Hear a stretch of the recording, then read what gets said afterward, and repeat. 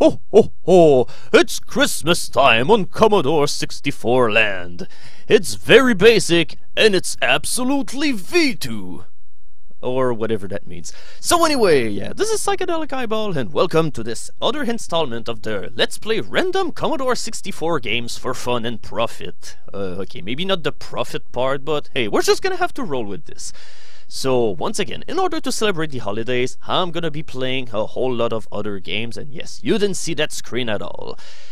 So, since it's the holidays, I'm gonna start off by playing an anthology piece from the good old days of the Commodore 64, which is the Christmas demo. Basically, we have an option here to play it continuously or only play it once, and basically, that was for people who wanted to put the Commodore 64 in stores in order to demo it to all of the people out there who wanted to buy the product, I mean. So yeah, you see the Executive 64 here, but that pretty much talks about a portable version of the Commodore 64. That's another version of the demo. Unfortunately, I could not find the original, but we're gonna have to deal with this one. With the exception of some bits of the text, everything is unchanged. So let's sit back and enjoy the demo of the Commodore 64 Christmas. Basically, we have to remember that we're into the year 1982. And that was pretty much some of the neatest things back in the time that you saw. This was the future of all gaming. Yeah, essentially we're pretty much in Canada land right now. We're just gonna pour up those 3 pixels of snow, and here it is. It's Christmas time.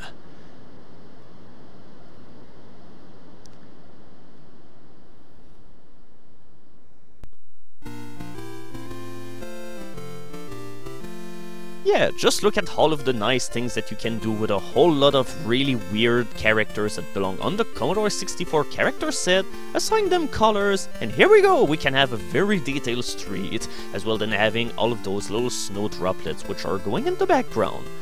And this also was a pretty early showcase of what the Commodore 64 could do in terms of music.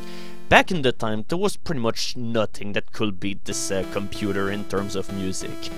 Graphically wise, it was not the best console of its time. I mean, you can already see that things were still pretty basic. I mean, even back when I was a kid, I found some of these scenes rather ugly, but I was just mesmerized by the music, and do I need to remind you, back in the time, that looked really great.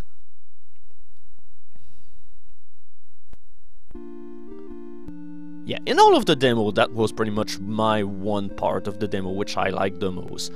Just seeing this flame right here oscillate back and forth was just pretty much the highlight of the thing for me, because you never really saw games out there which made things look so nice. And even the little, I don't know how you call all of this green stuff all around in English, but yeah, it also looks really good, even though it's just basic characters.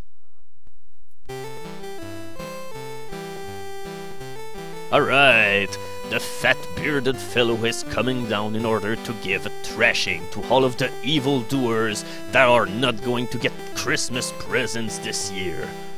Ho ho ho indeed. But yeah, you can even have detailed cityscapes. And I especially like the different kinds of window that you get. Alright, it's finally midnight time. Time to go to the church. Yeah, not my favorite scene graphically, but hey, that pretty much do, and you do also have to like all of these gradient colors all around the place.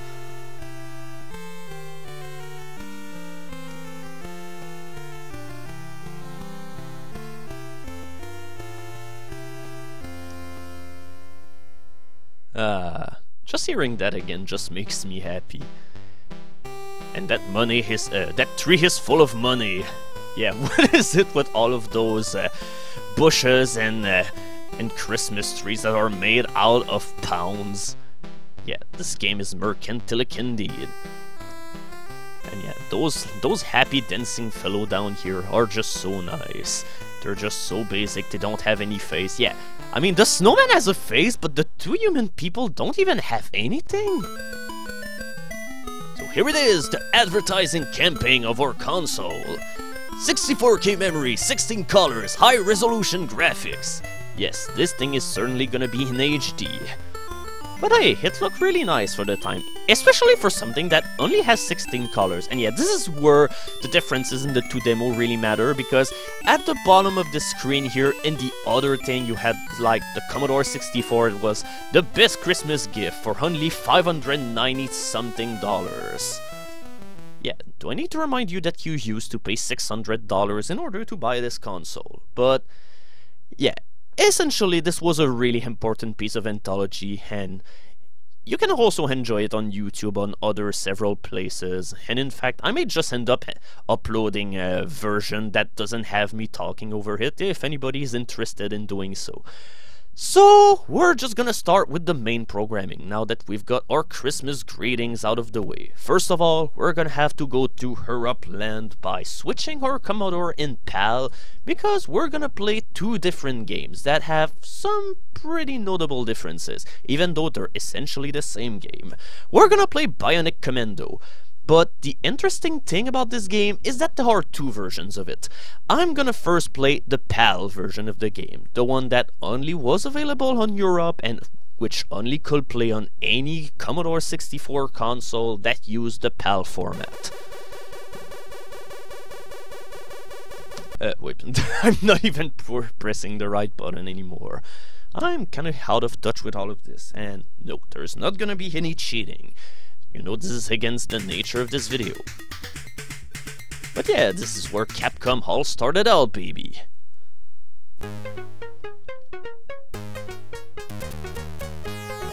Yeah, this is the happiest music ever for such a game. Especially for a game where you have to kill a whole lot of soldiers that are pretty much campaigning for breast cancer awareness. In fact, they're not even trying to kill you or anything, they're just here in order— oh my god! Yeah. They may be friendly, but they can still jump on your face in order to kill you. Yeah, wait. Yeah, I'm kind of out of touch with those controls, but truth be told, I've never been good at this game. But yeah, it's a pretty good original version of the— oh my god, why am I so bad at this? And yeah, those fat soldiers are quite of a menace, but at least you gotta appreciate the rockin' music.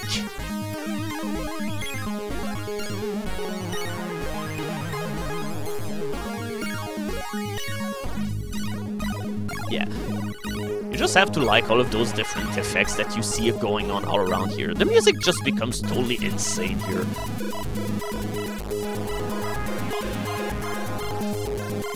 Yes, back then we knew how to make experimental music and still sound utterly awesome.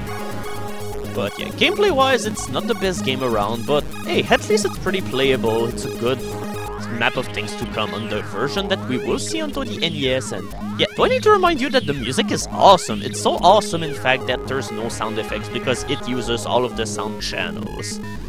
But there were a lot of games back then onto the Commodore 64 that pretty much— give me the gun! I want the gun!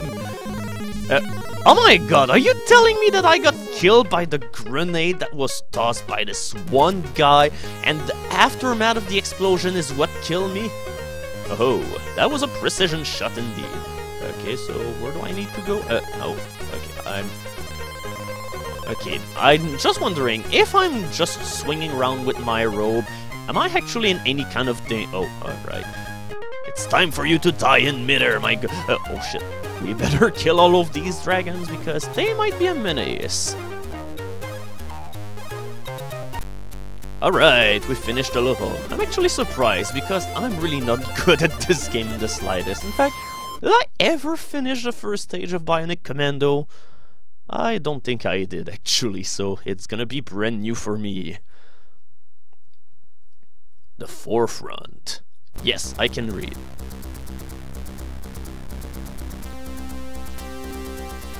Holy shit, it's that once? Okay, it was that one song that you hear onto the first level of Commodore, of the Bionic Commando in the NES, but it was much more lower and it had a completely different pace. Why the hell did I have to die so quickly? I wanted to hear more about it. But yeah, essentially we're just gonna have to clear this for another day. So yeah, that's it for this version of Bionic Commando. And by the way, if you're trying to run this copy of the game on a NTSC Commodore 64, things are gonna horribly fuck up. As in, the game will be completely unplayable. You will be missing about half of your display, and good luck playing the game. So okay, let's now play the American version of the game. So let us see. How did all of us living in North America fare back when it was like this? Yeah, in fact, even we have a way weaker trainer, or whatever you want to call these. Ooh, a title screen. Okay, it's a title screen that you unfortunately cannot skip, and which is full of express seizure vision.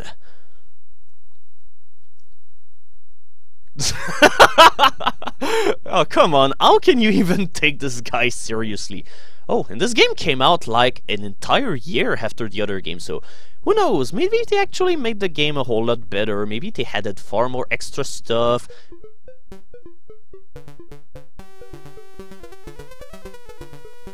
Okay, what the hell have you done to Bionic Commando? Why have you made them such a joke? And all of these people all around the place, they look like turtles. Blue turtles that are pretty much just going down the trees at the sluggish way possible. At least the guys in the other version had far more fluid animations. And your bullets, actually, you could shoot far more bullets all at once. And all obstacles pretty much look like absolutely nothing. Oh shit. Wait! How the hell did that work? I died by simply glitching out through... oh my god, I can already tell that this will be a poor game. Yeah, in fact, why the hell is your range all that short now? In the other version, I could pretty much catapult around every single part, and... yeah, and I'm not even gonna get started about the music. Just listen to this embarrassment.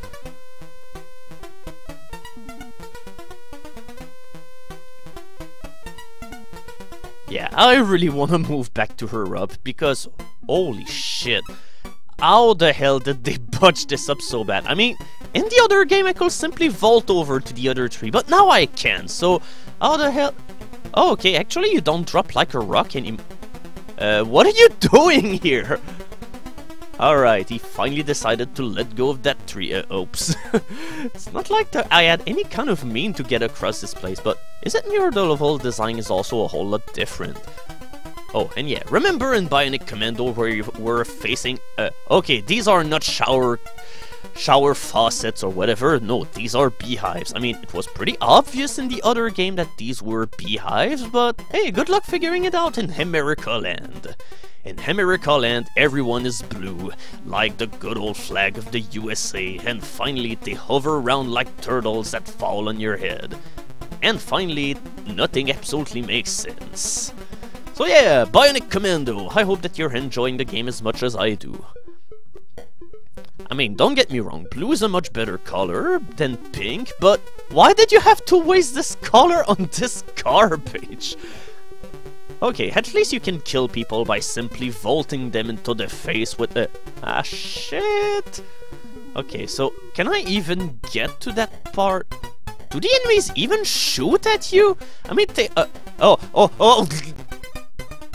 Okay, they pretty much answered my question in the most impromptu way possible, so... yeah, I suppose that's the end of this game, so... okay, what other game could I play? Oh, I know what game I'm gonna play. We're gonna play Blue Max. It's a very notable game because first, it has my name in it, and finally, it also is about the color blue. But yeah, essentially this was back when flying games were cool and pretty much didn't require any kind of overcomplicated simulation things. And this also was a really early release on the Commodore 64. Okay, so yeah, essentially you know that you're lined up with the enemies that you're shooting whenever the color downward is pretty much blue like this. Pretty much all that you do is to fly around the skies, you try to gun down planes. Usually it's far better to do it. It's far better to do it whenever you're simply just going over them and then you pretty much surprise them in the back. And you also have to drop bombs on either key obstacles or just drop buildings for absolutely no fun. I'm just trying to enjoy this game so bad that I'm pretty much not remembering anything. But yeah, that was one game that I really enjoyed playing back in the time. There's just so much fun times that you can have with this game, just soaring around gently. You just do your landing all over the place, and here we go. We're just gonna try to do something that requires an actual mission this time around, instead of simply bumbling around in the most foolish way possible. I mean, come on, we've only had 100 points. I need to rectify this situation. Oh, and of course you need to not forget to actually, you know, take off, because, don't get me wrong, but this is something that I've forgotten to do a whole lot. Oh, yeah, this is also something that you have to do just because you have to be a jerk whenever you play this game. You have to drop bombs onto vehicles. Just because. There's no reason why you should do it, but why shouldn't you do it? In fact, yeah, here it was pretty much an objective. Just imagine that we pretty much just killed Hitler while he was driving to work. Because we're the Blue Max indeed. And if I remember correctly, you do need to destroy all of those marked targets in order to finish the game, because that will allow you to unlock some more locations into the game, and you will eventually reach the end of the game, because this game has an ending, compared to a lot of games where you simply just try to beat your high score. But this is a pretty hard game to finish, more so considering that those runaways can be death traps in disguise, because you see the little planes that are hovering over while we're currently refueling and refilling her entire supply. Well, they can drop bombs on you or on the hangar, which makes it so that you cannot refuel anymore. So, oh shit. So, yeah, the F that just appeared means that we're currently losing fuel, and that really isn't a good thing. Essentially, oh shit. Okay, I took down my target, but unfortunately, I also happened to take down myself. Alright, let's give it another try, because, once again, this is a great game, and I need to give it the tribute that it needs. Oops.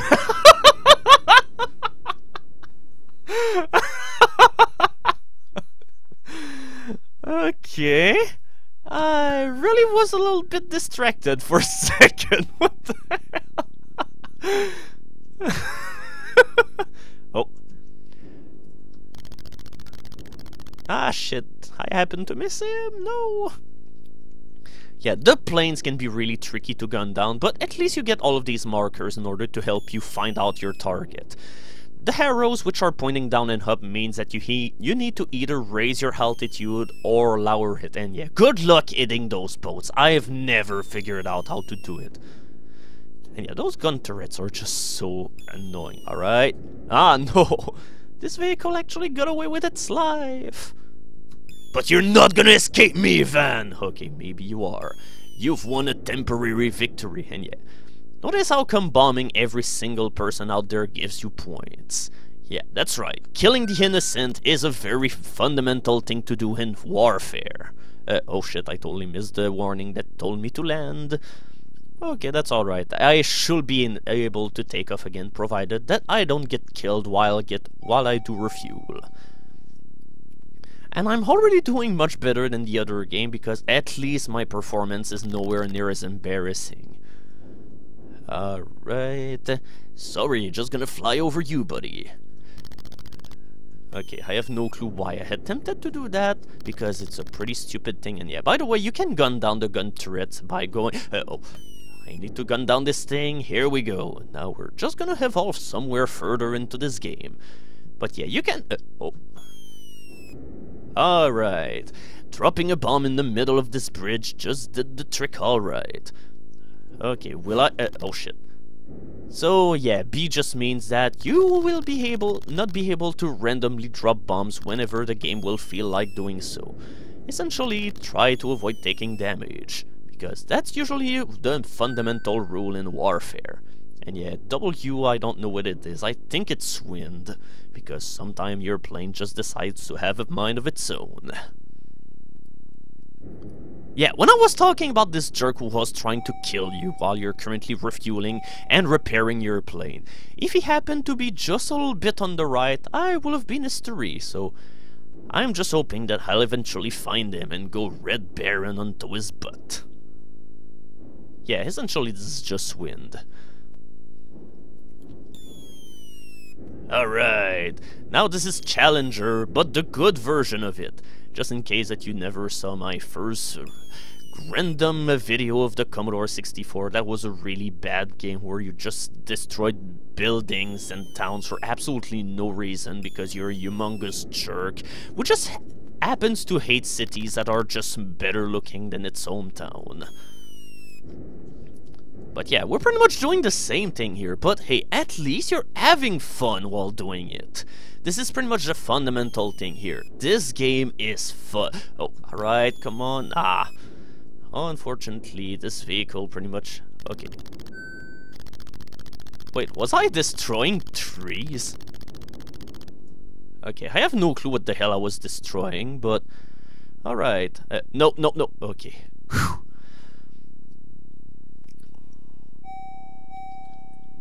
Alright, it's time to take down some more of these evil baddies.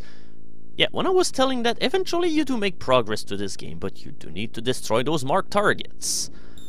And yeah, I really like all of those vehicles that are just abandoned. They knew that something was going wrong. They knew that the rapture was coming on December 21st. As it is right now, I am a ghost. Alright, I figure these are the planes that actually messed up my plane earlier, so I better get them all, yes! Okay, maybe not, because taking down planes can be really hard into this game. Okay, here we go. Oh no! Okay, I guess that'll be enough for this one. There was a sequel that was made, but unfortunately it's terrible, and I'm not gonna show it off into this video because, truth be told, it's pretty terrible. So, what other game could I show? Oh, that's right, I need to show this game. It's Beachhead. That was one of those games which pretty much was heralded as some sort of innovative game because it invented the concept of seizures. Okay, maybe not, because these are pretty much the things that happened whenever crackers took a hold of the game and just decided to reverse engineer it in order to make it playable to people who were dirty pirates and pretty much decided to not buy the games. But yeah, that's pretty much it. So essentially the moral of the story is, buy your game already, you dirty, filthy people. Alright.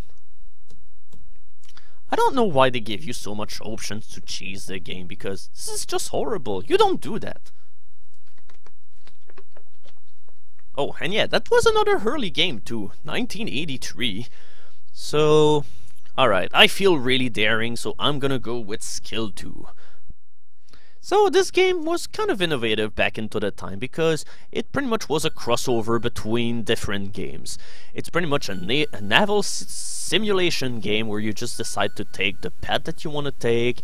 Essentially, you just see a flotilla of boats which is there waiting for you. So you have two options. You either approach the flotilla straight on, which will pretty much give it the time to simply see you arrive way ahead of time and prepare itself for your assault, or you can take this little alternate route. Yep, we're gonna surprise the enemy by going into an underwater cave. And yeah, unfortunately it happened that this road is a whole lot perilous because, yeah, there's a whole lot of tornadoes which are pretty much going all over the place and... oh my god, why am I so bad at this? Wait. Ah, okay. I thought for 1 second that I could not steer anymore, but it just turns out that you pretty much have to take this one direction. So here we go. You have to take all of your planes, or, well, your ships, I mean, they're one by one, but yeah, you could pretty much be directing anything that you want. It's all a part of your imagination. Whoa, ah, no. Yeah, I think it's actually the first time that I play this game onto the second difficulty skill, so maybe this is why I'm really having a hard time with it. Yeah, I think it is, because back when I was a kid, I always played this game on the first skill level, because I hated challenge back when I was... Holy shit, why are these torpedoes going... So fast, holy shit. This game is just gonna make me have a heart attack. Holy shit, those tornadoes are... Okay, it happened that the tornado really did have a really good field day going around. But yeah, the good thing about this game was the variety of all of the scenes that you had going on into this game. Oh my god, yeah, it just happens that unfortunately you cannot go further down than that, so that's kind of a flaw with the control. Holy shit, I only have 2 boats. At this point, I'm just gonna have to restart another game just in order to try and make it there in time or anything. So alright, we only have 2 boats against their entire army, so let's see how we're gonna fare. But at least we have an advantage, because we took the cave. That will make it so that at least there's not gonna be a lot of planes for us to shoot down. We have to take our cannons in order to shoot down all of these planes. And yeah, don't worry about being hit by some gunfire, because your ships can withstand some bits of damage. But you need to be pretty proactive about the way that you kill the planes. But you cannot shoot dilly-dally, because otherwise you run out of ammunition. Okay, if I keep going on like this, hopefully I'll be able to have a chance at the upcoming scene.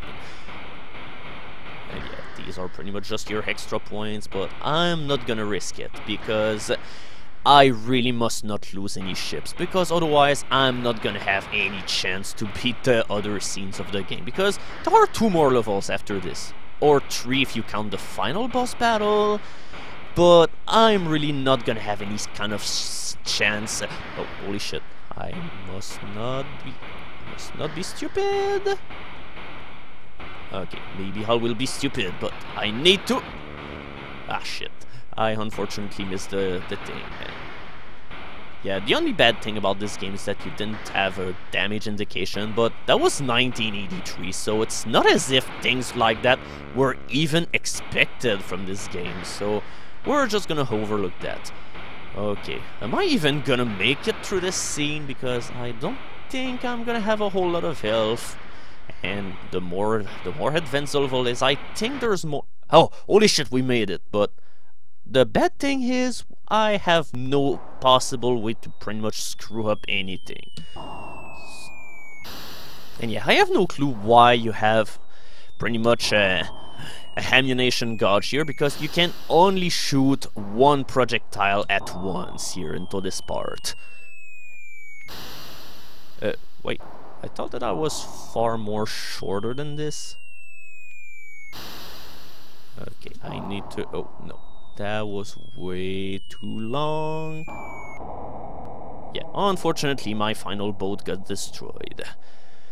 So, yeah, what I'm gonna do right here is, well, I'm gonna first enter my high score, but for the sake of showing off the entire game, at least I'm just gonna go and we're gonna retry the game. But this time we're just gonna go on the frontal assault here. We're not gonna lose any kind of time going through these underground caverns, because they're a whole lot riskier. When you play on the first difficulty setting, there is no reason to avoid going into the cave, because it's so easy. But here, we're pretty much gonna have no choice but to take on the main opposition straight on its head. Yeah, there's no way to avoid it. Don't even try. So yeah, now we're skipping right ahead to the place where we were, but the bad thing is those scenes are gonna take far more time. Okay, so now we have a damage indicator? I don't remember seeing one earlier. Am I blind or... So alright, I guess we're just gonna skip forward a little bit to the next scene.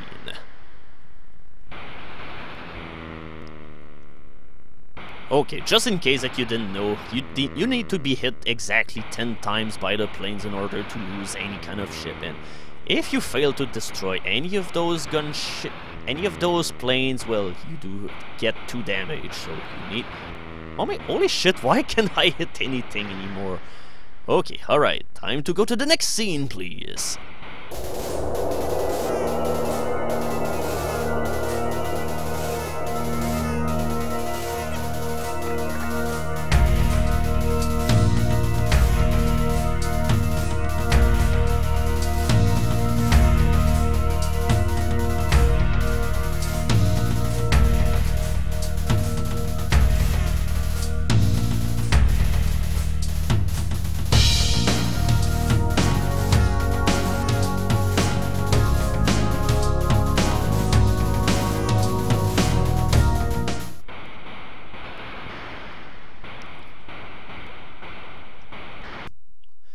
Okay, we're finally done with this section. It turned out that, well, it's not always that much of a bad idea to pretty much go into the cavern anyway, because it just happens that this other section is something like about 30,000 times longer. I mean, you have to destroy something like 4 times more plane than if you went into the cave. Okay, and whenever you play... Oh shit, yeah. And all of these things alternate too, so yeah, you have to take on the target which is going on against you, because if you let it live, you just happen... Okay, alright. I don't remember exactly how this... Oh shit. Yeah, and it happens on the other difficulty level that these cannons are a whole lot more precise. But I think all of these pretty much happen to be at the same exact position, so... Oh. Ah, shit. Holy shit, I'm not gonna do good here once again. At this point, I'm pretty much just gonna have to restart the entire video or game again. Curse you for not being able to count fast enough! Yeah, holy shit, this is 1,000,000 times harder. Holy shit. I mean, at least on the other difficulty level, you add a lot of leeway, but here, it's pretty much unforgivable. I'm just gonna die again here. Yeah. Once again, we have failed to uphold our duty, so... Yeah, for the sake of showing the entire game, I'm just gonna have to switch back to an easier difficulty level. So, I'm just gonna be back once again, whenever we'll be going on the baby difficulty.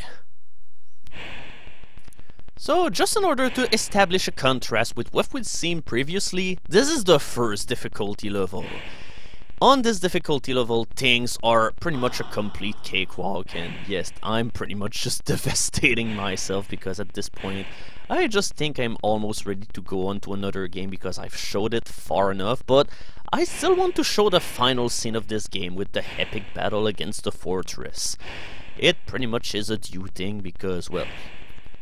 This game is not complete without that, but as it turns out, I'm just not good enough at this game in order to make it to the end on the proper difficulty level. Curse me for picking up easy difficulty settings back when I was a kid, damn it!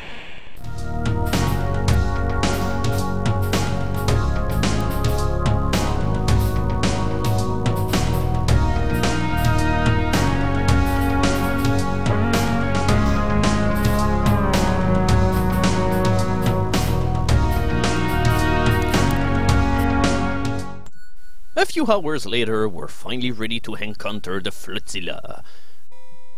And you'll see that things also happen to be quite easier this time around. I mean, the planes pretty much behave the same exact way, but there's far less of them to shoot this time around than on the other difficulty level. And we'll see if there's something else that is worth noting. Yeah, do they do less damage too? Because I think it... No, they do the same exact damage, so... Alright, we're gonna go back to another screen! Yeah, sometimes planes only do 1 damage, as it turns out. And, yeah, on the easiest difficulty level, you can also withstand a whole lot more damage too, before your ships finally explode. And unless I'm wrong, I think we're pretty much almost done with this entire scene, so we're just going to see very soon where this Yeah, in fact, we're done already. So, yeah, that was a whole lot less planes to shoot this time around. So, yeah, we're back into this section.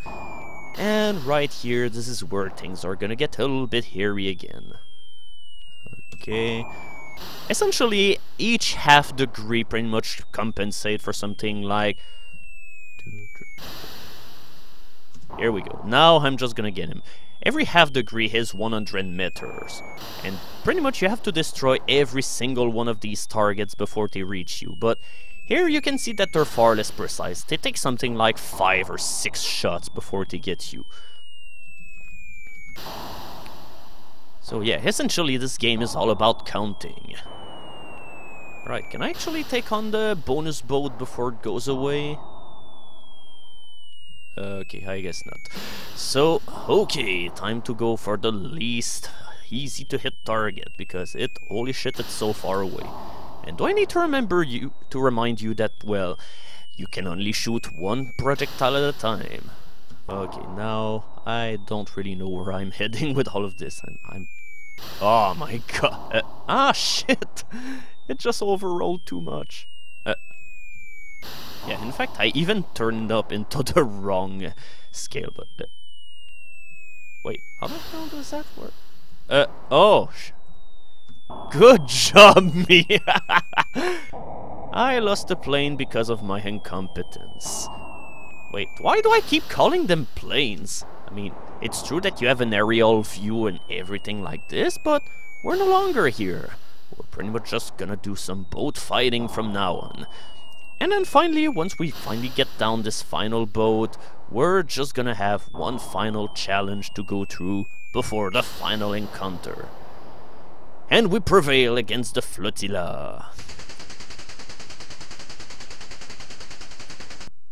Yeah, you get extra point for every single ship that you brought to the end, apart from 4 of them. So why did we bring that many into the first place? So it's like, okay, we're gonna storm this entire coast, but we need only 4 ships.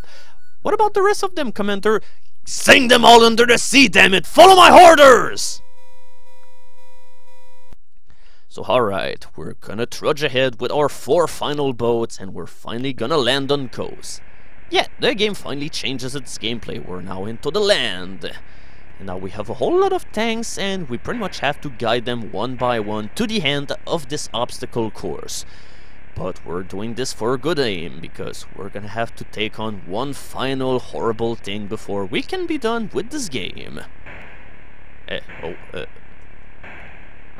Yeah, and this tank also manages to track your progress. And in fact, the last time that I played this level, this tank was not even here. So, what makes this part of the game pretty nice is that even though the level itself is pretty much always the same, the obstacles never are at the same place. So, that's one way at least to make things fresh. So yeah, every single time that you're gonna go through there, it's gonna be a completely different journey. Oh, and by the way, only one hit will destroy your tank. And did that guy really try to kill our tank with a bow? What is this, civilization? So here it is, it's the final challenge of the game, the Fortress of Solitude. We have to shoot every single one of these white squares, but the thing is, this thing is not gonna let us do it at all.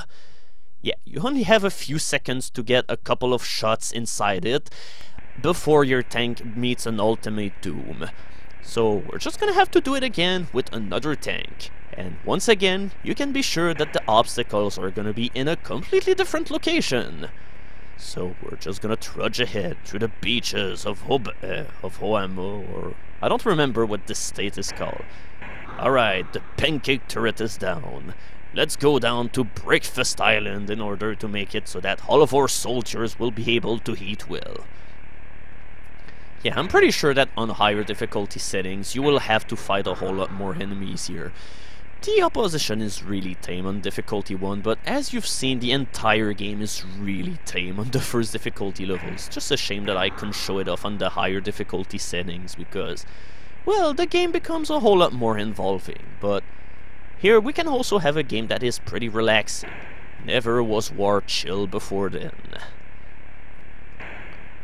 Holy shit, that's a pretty sneaky place to put in a pancake turret. So we just have to keep on going through all of the destruction of the targets. Yeah, the game will remember where you were, and you will have to go through a bunch of different tanks before you can finally take down the fortress. So here we go, 2 tanks down, only 6 to go, but we pretty much got the hang of this section, so we're just gonna skip to the fortress right now.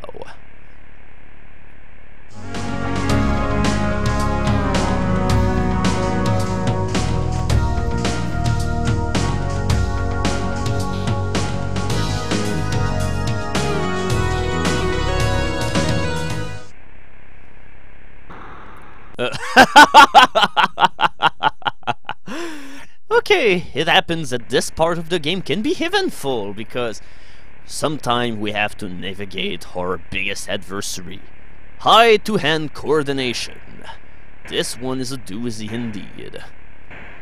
Alright, Oh, holy shit. I'm not gonna let this bowman destroy me. I must not allow this to happen. I know I've seen that happen a whole lot in the first Civilization game. And it even happened once in Civilization 4, so yeah, this could happen to you.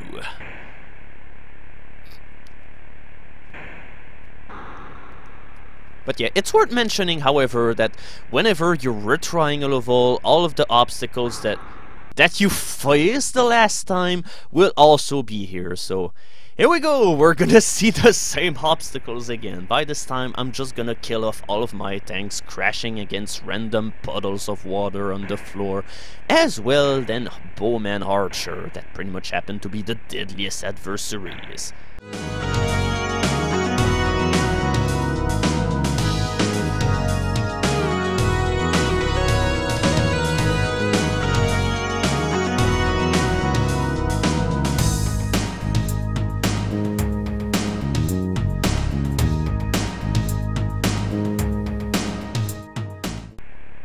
Alright, steady now. Oh my god!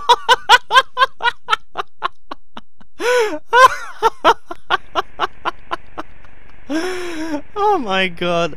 Don't tell me that after all of this, I'm still not gonna be able to showcase the end of this game. Oh my god, that will be really embarrassing. You will pay for every single tank that I've murdered by my own hand, you bowman of hell! Yeah, because this guy obviously was the problem all along. Okay, steady, steady. Slow and steady wins the race. Here we go, Bowman of Doom! You have been vanquished by my fearsome arsenal of tanks that collide and die against things for no reason. So, alright, I think we're almost done with this. Here we go! Finally, the forces of stupid allied forces prevailed and the enemies have been vanquished. Unfortunately, there was no suspense to this one, but we only had the victory that was well deserved. Even though that I pretty much did absolutely nothing to deserve said victory. So, yeah, we're pretty much just gonna call it quits for Beachhead, finally, because holy shit, that was one hell of a ride. I gotta love all of these games because they never bore you for sure. So, since I talked about this one game a whole lot during a video that I've made where I played Ghosts and Goblins for the NES for the first time, I'm just gonna go and play Ghosts and Goblins. Hell yeah! The epileptic seizure of doom will be striking back at you anytime soon. This is how this game wins against its opponents. But yeah, I talked about this version of the game quite a bit during the NES version. I pretty much said that it was a much easier game, and it was pretty much nicer looking, nicer sounding and everything. And well, you're finally gonna be able to see it all. And yeah, all of those beasties certainly aren't neat. Oh my god, can you get a bigger speedo than that? Ugh. I think that was the scariest thing that we've saw into this entire game, so... yeah, I think we're pretty much just gonna go for the end, but alright. Do you want to reset the high scores? Yes, because that will be my only way to make myself look good at this game by beating all of these losers. Or maybe I will be the losers, who knows? Okay, now the game actually starts up really quickly. So yeah, as you can see, we now have a pretty dynamic sounding music instead of having the random bloops and bleeps that you had on the NES. Okay, I'm not gonna spoil the music anymore because this is like one of my favorite musics on all of the system. Oh, okay, I thought that I was gonna kill the Red Devil a whole lot faster than that, but it turned... oh shit. Yeah, unfortunately, I just happened to meet a doom at the end of this zombie that pretty much spawned on me. Yeah, I probably could grind for a knife around those parts, but nah, the javelin will do for the time being, and besides, I don't expect to beat this game in the first place. I mean, compared to the NES version of the game, it's a whole lot easier. I mean, just look at how easier the Red Devil is into this version of the game and how harder it is to jump over a tombstone, but then again, we pretty much have to blame the controller of the Commodore 64, because since you only have one fire button, you have to dedicate it to shooting, so you have to jump by pressing up, which is not the easiest thing around. Okay, things got really hectic here. I mean, the mini-boss is... oh! Oh, and that's also a really convenient place for a midpoint. Yeah, you just restart the entire game at the place where... Okay, alright, come on. Oh shit. I don't want the torch, because it's pretty much a mean... oh my god! I had the kid my...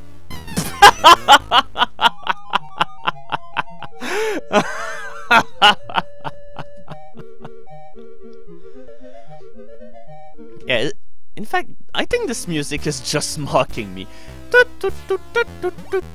You are a loser at this game.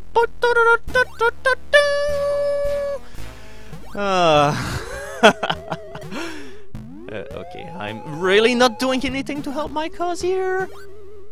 But I wanted those very valuable points. To hell with my personal safety and all of the backstory that involves me going into the background. We're only in it for the money.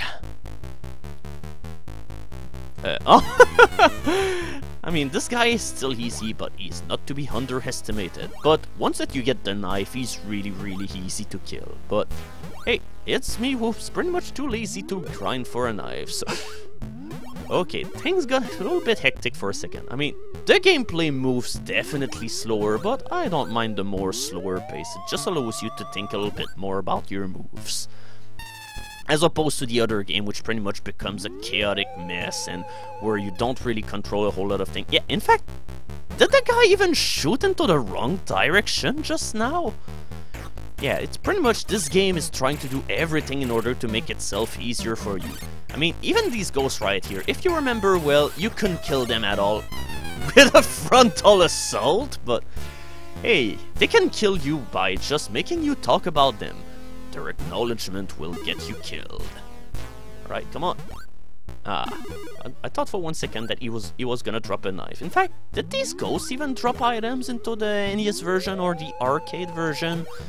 In fact, I'm not even sure which one is the most faithful. I think this one is not as faithful because, truth be told, there's a whole lot of things that have been really simplified for the console, especially the 16 color limitation, as opposed to the NES having, say, 48 colors, but hey, even with all of the limitations, you will agree that it's really not a bad looking game at all. For the Commodore 64, this looks pretty dandy. Oh my god, that was bullshit! I mean, I could have killed a plant that was right here the first time, but the fact that it pretty much spat at me the first time that it pretty much okay. I don't know how the hell I got that, but hey, I'm gonna go with it.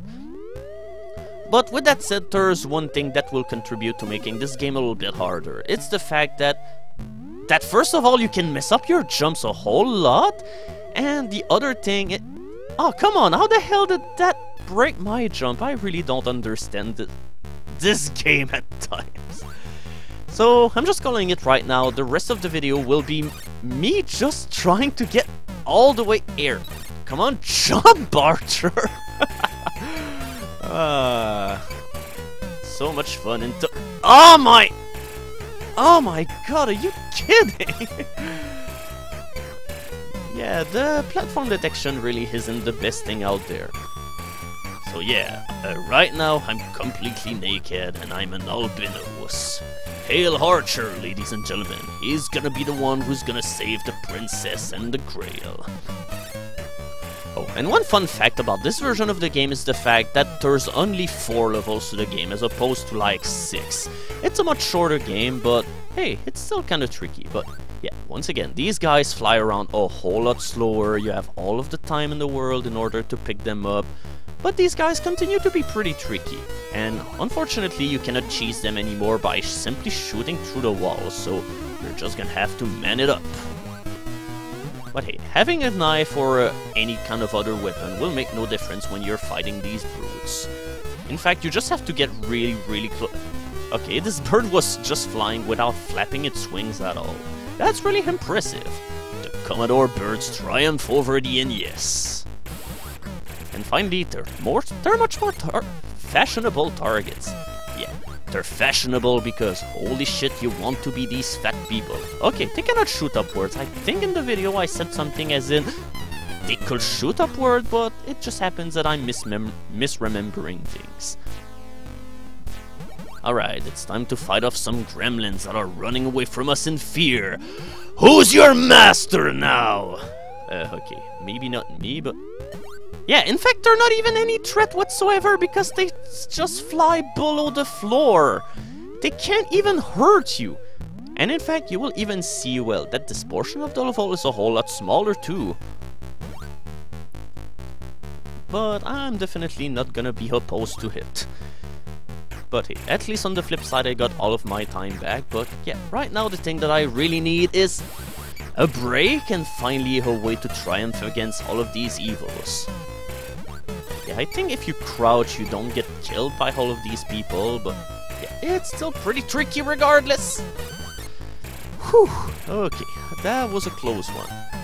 Yeah, I definitely was thankful for the NES version where you could shoot through the walls, but here you have actual challenge that wasn't part of the other game. Yeah, those platforms are not going as high neither, so... okay, so why are they going high now? Yeah, this is such a daring portion of the game because sometimes you can't even see where you're jumping. Okay, here we go, and thankfully the game has a courtesy to give you an armor just before the boss. And unlike the other version of the game, there's only one of these guys that you have to fight. And now instead of going to level 3, you go straight to level 4, where you have to time your jumps. And this is also definitely trickier. Oh shit, did I have to jump off? Oh yeah, I definitely did. Alright, we're definitely going on unexplored territory because the last time that I recorded this video, I didn't get that far into the game, so it definitely is a nice surprise. Who knows, maybe I'll even beat the full game, even though I never did. And pretty much one mistake at this point will be lethal. Holy shit, that's a pretty freaking nasty portion of the level. How the hell are you supposed to hit those people? This portion is definitely making me a little bit paranoid. Oh no, I was right at the end of the level. Oh. Oh. So that'll pretty much be it for Ghosts and Goblins. Unfortunately, we couldn't prevail against the forces of darkness. So, what other game could we play now? We've addressed differences in other games in other countries, we addressed the limitations of the Commodore prior to the NES, and, well, I really don't know what game could we play now. Oh, I know what I'm gonna do. We're gonna play a game that is really beloved to me, which is Space Taxi. That was one of my favorite games back when I was a kid. I played this one so much. It just is one of those games that pretty much have really twisted things that you see in every single corner. I mean, the presentation may be a little bit rustic because, yeah, you have screens like this which pretty much dump the entire instructions of the game in one big screen. And finally, you have the best high score table that you've ever seen in your life. Hail Bluff, who is the best taxi driver you've ever seen in this side of the galaxy. Alright, so enough exposition, it's time to play the game. For the sake of exposition and just showing off in overall what the game do, I'm gonna do the random 24-hour shift, just in order to go through all of the things that definitely makes this game a crazy experience. So, Turbocharged Taxi, what is this about? Holy shit, yeah. This is the first level that we're gonna play, but this one really is not indicative of the experience that you'll have playing this game, because the gimmick in this one level is that your taxi goes really, really fast. And it's really hard to guide your taxi all around the place. So the premise of the game is really simple. You go to a pad, you pick up a client, and finally you lead them to wherever they want to go. It sounds pretty simple in theory, but there are gimmicks in pretty much every single level that will make it so that it's definitely going to be a hard game. And it certainly isn't made easy considering the fact that there's 24 levels in the entire game, plus a mystery screen that you'll see if you happen to make it through the entire journey by simply going through every 24 levels in one go, and you can only gain 1 extra life through the entire game. So, okay. Yeah, the hard thing about your taxi going really fast is that your movements have to be really finicky and very precise, and we're gonna have to refuel because otherwise we're not gonna finish this level in time. Alright, I guess that'll be enough for the time being. So, yeah, usually you'll want to refuel before picking up a client because they won't like you being refueled while you're taking them at the pad that they want, and you're just not gonna get a tip. Yeah, the counting down money that you see at the bottom right corner of the screen is pretty much the tip that your client is gonna give you. It's going down repeatedly, and yeah, be careful. Okay. Okay, we're finally gonna be done with this experience of driving the most erratic taxi ever. We're gonna move on to another screen. Oh no. Oh my god. Can I just restart this entire video? Oh god. Yeah, I don't know if I will make it through this level. This is one of the hardest levels in the game. In fact, I think this is the last level of the entire game too.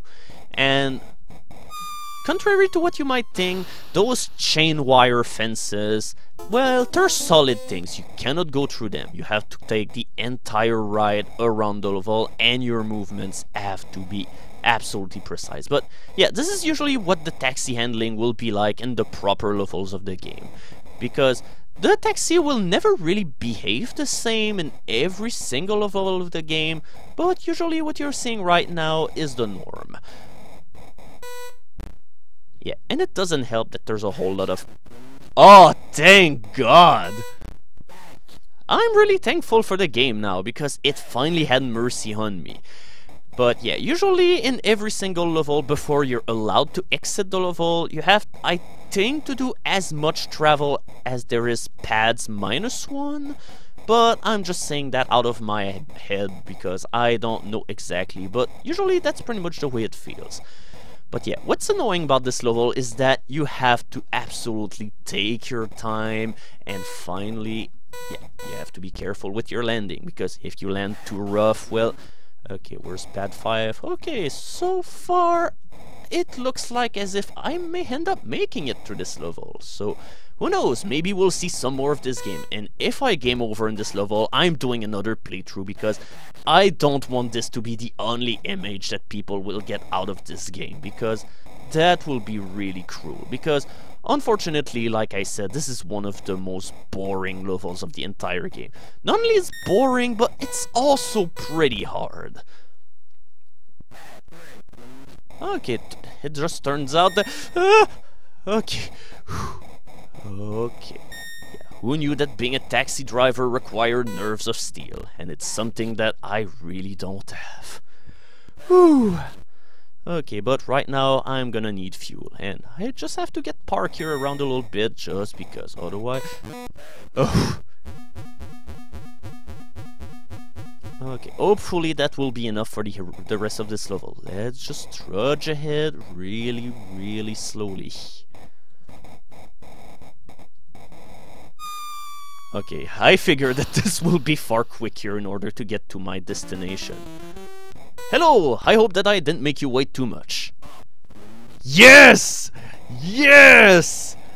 Holy shit, I didn't believe that I'd make it through. Oh, and now we're getting the relief levels of the game. Yeah, the reason why I didn't want to do a proper playthrough while I start with the first few levels of the game and just go into the growing hoarder is because, well, this is the second level of the game, and I think that you will pretty much agree that it's not the most eventful level of the entire game. But that's pretty much the one level which is like, okay, this is how the game works. In fact, in level 1 you just have to land to one pad and the entire level is done. So this is one step up in the term of difficulty. And pad 3 is kind of narrow to land on, so you've got that going for in term of challenge. But Yeah, as you might have seen already, all of the levels in the game kind of look different. There's some nice variety in the graphics, in the gameplay as well. Every single level of the game has a different gimmick. And finally, we must not forget about all of the speech that you hear in the game. Oh god, that's another level which is kind of tricky, because those antennas just disrupt your movement all like crazy. Yeah, they disrupt it all like crazy, and that makes it really hard for you to do your landing properly. And this level gets even more of a clusterfuck whenever you have to go down here. Unfortunately, as much as I like this game, the advanced levels of the game really aren't the cream of the crop as far as this game goes. These levels are really hard, and some of them can be pretty bullshit. Especially here. I mean, this is really hard fitting here because those antennas really have a wide range, and fitting through this while your controls are all being messed around like crazy, it's just plain torture. You just don't do that. Back then, people just didn't have any kind of decency when it came to level design. They just made people suffer through their crazy mad science experiments. So yeah, we're game over, but we're not gonna stop here. We're gonna do another playthrough because I want you people to see levels that are a little bit more fun. So hopefully we'll be better blessed with luck. Oh yes, this one level is one of the classic levels from the game. This is one of the later levels into the beginner difficulty, and I think it's the first real challenge that you get into the game. Up until now, the game was kind of a cakewalk, but this is the one level which kind of throws kind of an asshole obstacle at you. Yeah, this ball hurts you, by the way, so you're just gonna have to watch this game of tennis being played as a spectator. So you just have to wait for the ball to go ahead, and you really hurry up doing your business. Because those people really aren't mindful of this giant ball which is hovering all around the place. I don't know why this guy even bothers with this job. Oh, whoops. Unfortunately, I killed my customer. But don't worry, because customers are limitless. Act right now, and you will be able to buy your customers, all for the price of $3,099! Only on Taxipon Company! And finally, your ball evaporates like a puddle of mud. Oh yeah. Yeah, this level was pretty much the one reason why I didn't want to play the game into the order that it comes from. This is the 4th level of the game, and it's definitely not the most eventful level of the game. Pretty much the only aim of this level is to teach you how refueling whoa. Okay. Yeah, whenever you land your taxi in a crazy way like that, well, first of all, if you have a customer in your taxi, you're gonna lose all of your tip, and finally, if your landing gear or whatever it's called gets stuck in the platform as you extend it, well, you die, so definitely don't do that. And yeah, this is also the one level in the game, I think, where your taxi starts going a little bit faster than usual, because in the first 3 levels it goes really slowly, it's really easy to control, and this is where you see, okay, this is how the taxi is really meant to be controlled. And of course, another thing that is notable about this game is the fact that in each level, you won't necessarily go to all of the pads. There's never any definite order in which the level do any kind of thing. On each playthrough, what you'll have to do will be completely different. I mean, you may end up starting at pad 3 and then you'll end up to some other place, and the other playthrough you'll have to do the complete opposite, or you may never end up visiting those pads at all. And now I am unfortunately gonna have to go to the refueling thing, because unfortunately I'm not done with the level. Right. My fuel situation is pretty precarious, but I cannot afford to lose this tip. I need my money to live! Alright, can I make it to the refueling thing in time? Nope. I thought I had more time than that, but unfortunately I was a little bit too greedy. Yeah, remember your lessons, kids. Whenever you're simply driving your taxi in the afterlife, or the giant hyperspace realm of people where people really wouldn't want to live whatsoever, don't run out of fuel, because it's bad for you. But we're finally gonna be able to get out of here, away from this. Oh god, yeah, this is another pretty nasty level of the game. Yeah, not all levels are really pretty, but hey, this level doesn't need looks in order to be intimidating. Yeah, this black hole is sucking you in. And therefore, it's really hard to do landings ah no, I killed my people. I killed my guy just by being in the place where he spawns. How the hell does that work? Okay, and this is also where the level can get tricky, because you have to fly over these people, and sometimes it's pretty tricky. But, of course, there is one thing about this level which will definitely make you dread this level. Okay, at least I managed to do my landing properly. A cookie of victory is in order, my good man.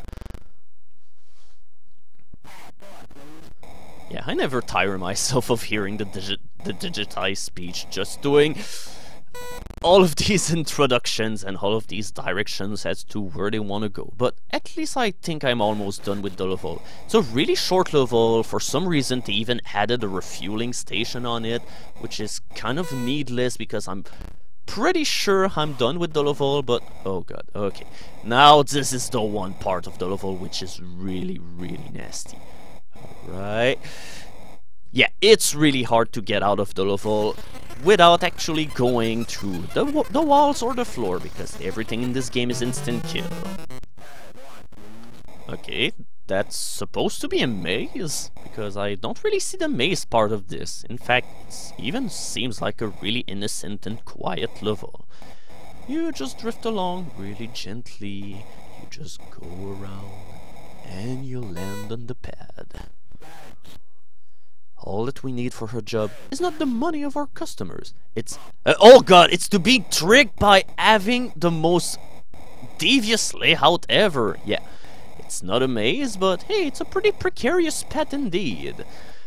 Because, yeah, now we're just gonna have to take the long way home. Even though there's only one pad, it's a one pad that is pretty much gonna make you regret that you come here.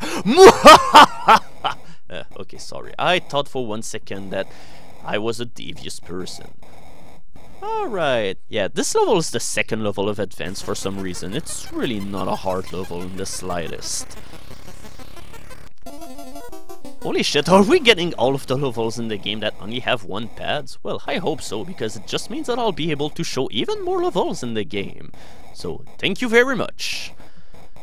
It only has one pad, but it still can be tricky because you have to be really careful making your way all the way down here. Yeah, making your way all the way here. That's really delightful grammar that I've got here.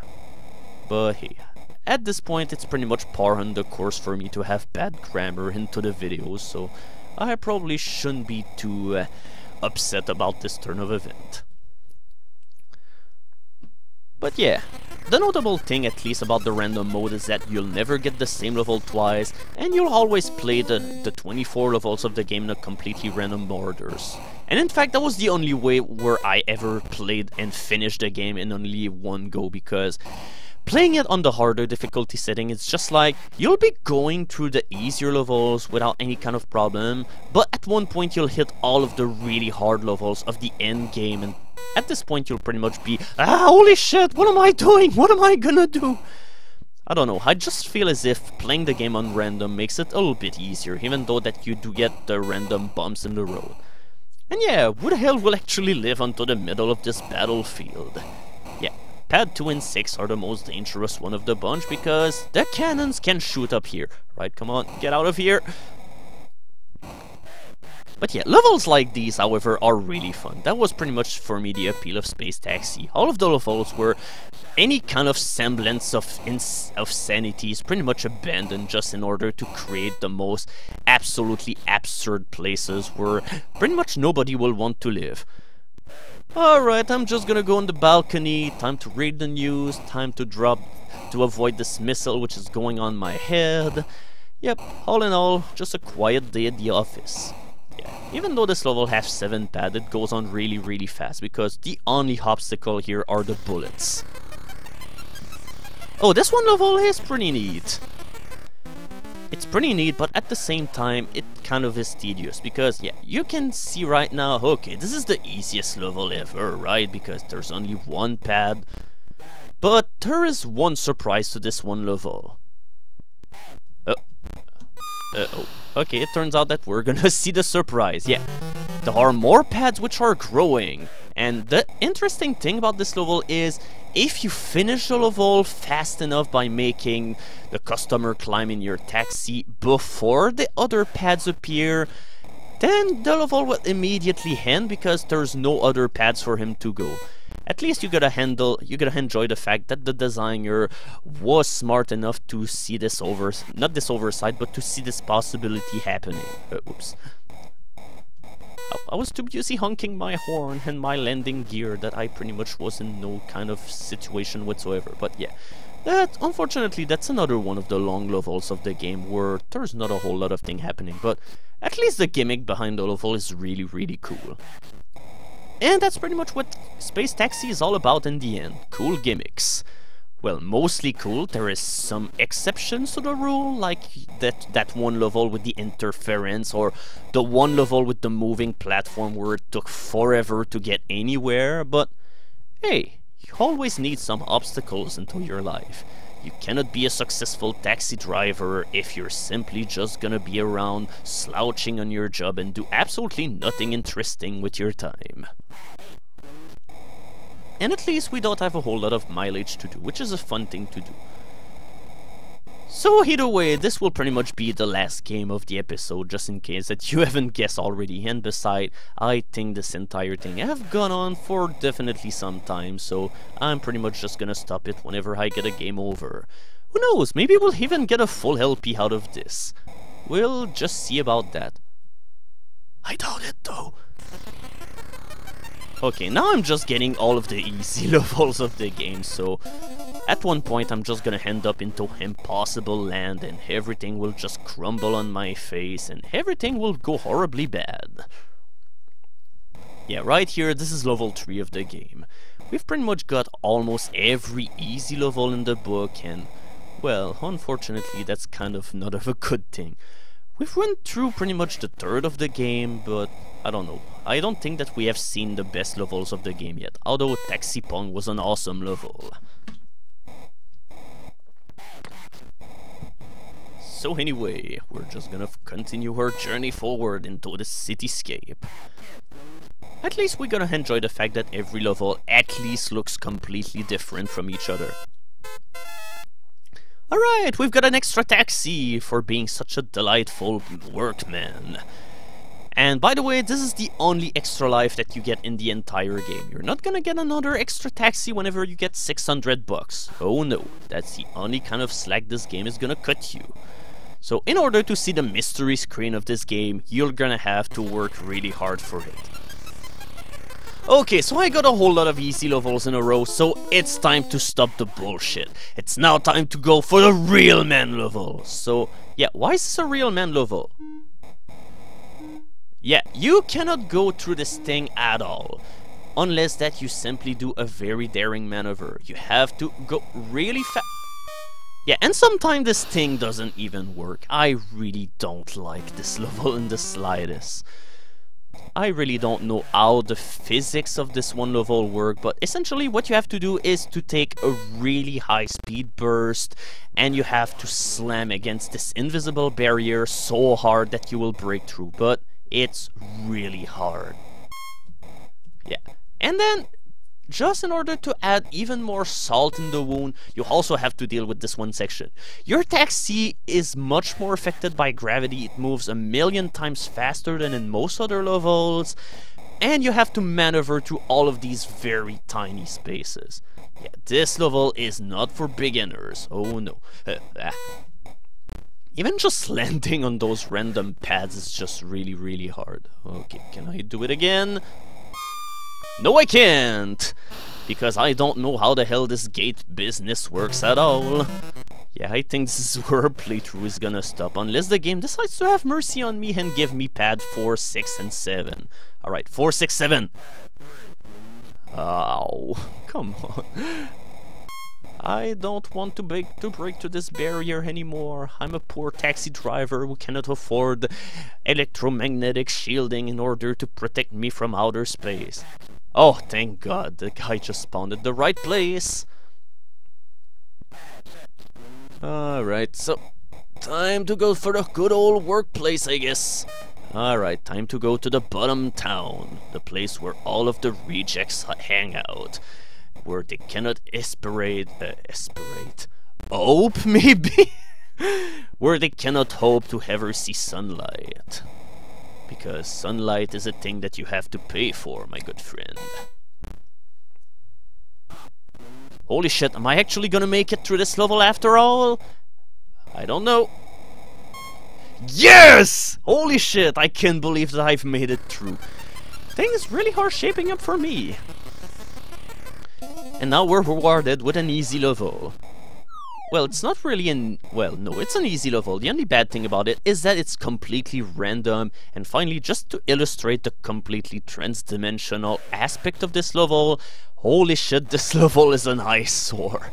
But yeah, whenever you go onto those taxi teleporters, you just end up on one of those random spots. It's not always where you'll want to go, so you just have to randomly hop through the teleporters over and over again until you finally get where you want to be. All in all, it's a pretty easy level, but yeah. That's pretty much why it's on the beginner difficulty, and with the exception of 2 levels, it's pretty easy in overall. This is an intermediate where things definitely take a turn for the pretty difficult. Hey, you indeed. Yeah. When I said that the taxi doesn't always go to the zone where you have to go, for one second I was just lulled in a false sense of security because I always was sent at the place where I need to go. Oh, and yeah, by the way, whenever you exit this level, don't hit the teleporter again, so be gentle.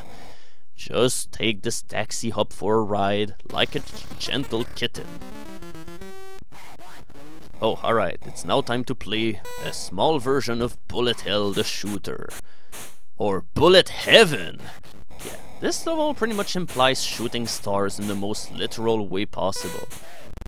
Oh, okay, I was too intimidated by this flying star that I just pretty much panicked for a second. It's not easy being too nervous.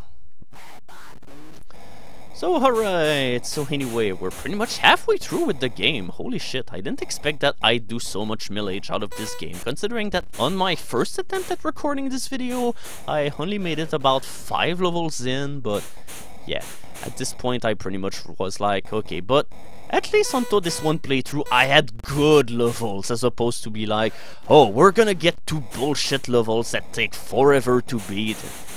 Oh, and I also think that the dust sprinkles that the shooting stars do can hurt you, so be careful. In fact, I'm not gonna test it out. I'm just gonna wait for the shooting star to hit the platform, because they can be dangerous. Don't tell me that I'm gonna have to refuel. No. No refueling! I don't have the money! No, no, no, no, no, no! Oh my god! Holy shit, I saved his life! Somehow. Okay, now this part, however, can be pretty tricky, because whenever you're trying to do a beeline for the exit, sometimes a shooting star may just spawn on your... Oh my god, not again. Alright, it's midnight time, and it's time to pretty much call it quits. So, alright, it pretty much was Space Taxi, ladies and gentlemen. I'm just gonna kill myself in order to get myself a high score. Remember, kids, killing yourself is not a way to be immortalized, so Space Taxi doesn't teach you good lessons about life.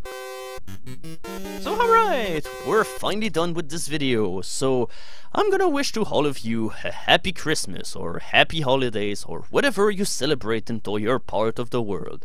So I hope you enjoyed the video, and stay tuned for future update of, well, pretty much anything. So thank you for watching, and goodbye!